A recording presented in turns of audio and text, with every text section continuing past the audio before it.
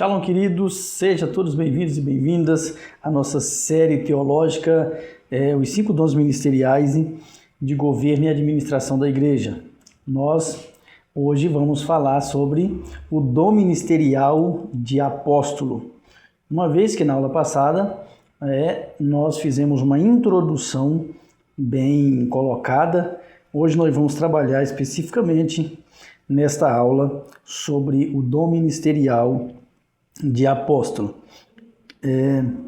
Antes de entrar dentro desse conteúdo em si, eu gostaria de falar para você, introduzir esse assunto de uma maneira mais profunda para você entender melhor.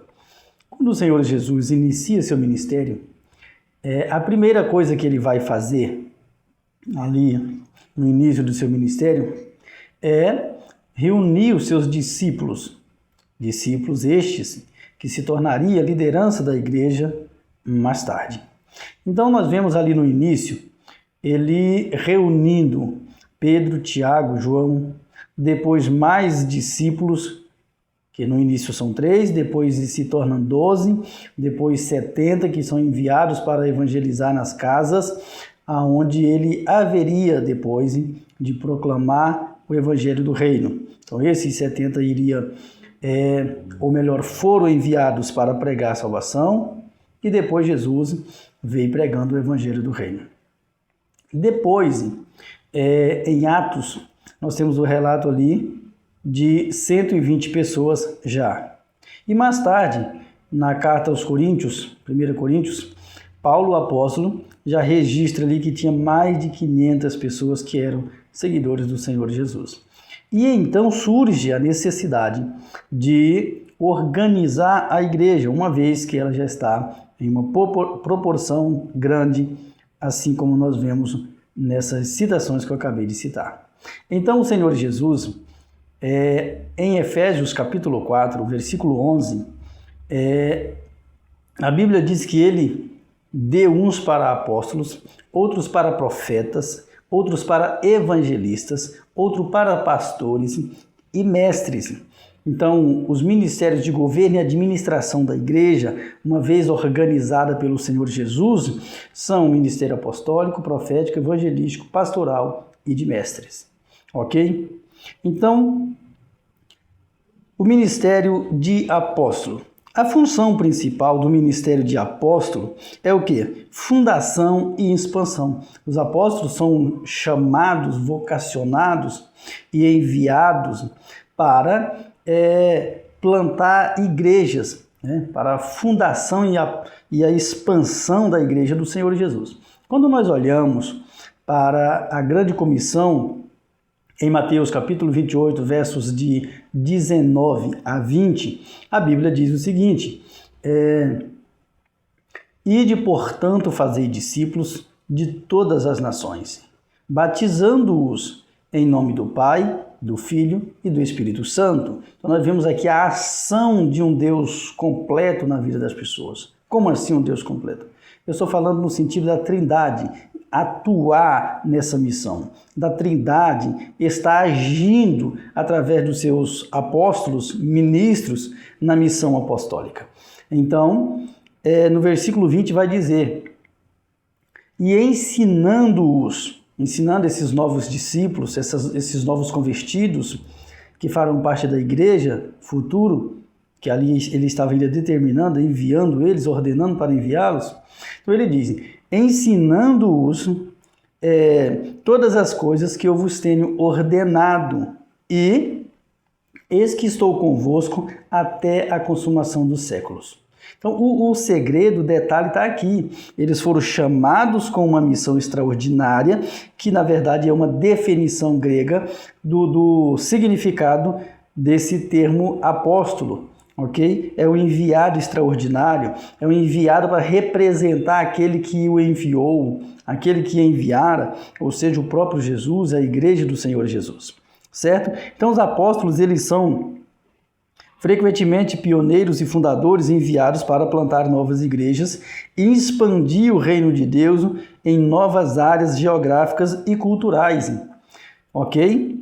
Então essa é a missão de um apóstolo, ok? Isso faz parte do caráter apostólico de uma pessoa vocacionada com essa missão em uma igreja. E governo e estrutura. O que é isso? Eles ajudam a estabelecer a estrutura e a governança da igreja, assegurando que ela esteja firmemente enraizada na doutrina e nos princípios bíblicos. Por que hoje a gente vai ver que muitas igrejas são estabelecidas organizacionalmente falando, a estrutura de liderança, diferente disso aqui? Porque eles não seguiram aquilo que o Senhor Jesus disse no versículo 20 de Mateus capítulo 28.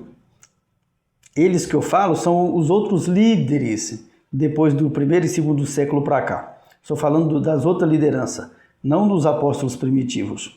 Por quê? Porque Jesus disse para ensinar todas as coisas que ele tinha ordenado, que ele tinha definido como doutrina para a igreja, como ensinamento para a igreja. Então o que acontece? Eles, em vez de ensinar isso, eles começaram a ensinar o seu próprio entendimento a respeito do que devia ser, de como seria. E aí você vai ver, por um lado, por exemplo, os líderes arminianos com suas igrejas organizacionais de estrutura episcopal. Tem um bispo, que é o líder principal, o cabeça da tribo, que os demais só faz se ele der permissão, se não der, nada feito.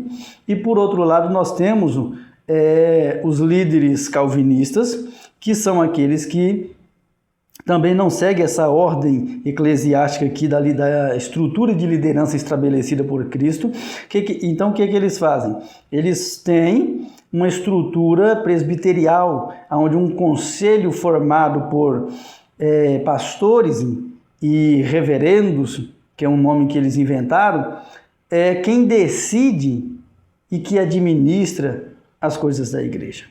Mas quando nós olhamos para a Bíblia, essa é a estrutura. Por isso, eu já vou deixar claro aqui, para você que está vendo essa aula, acompanhando esse estudo comigo, que eu não sou nem calvinista e nem arminiano.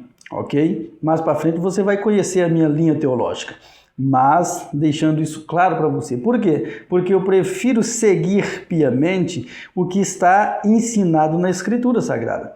A teologia arminiana é uma teologia boa, exceto os excessos de coisas e também aquilo que eles divergem do calvinismo.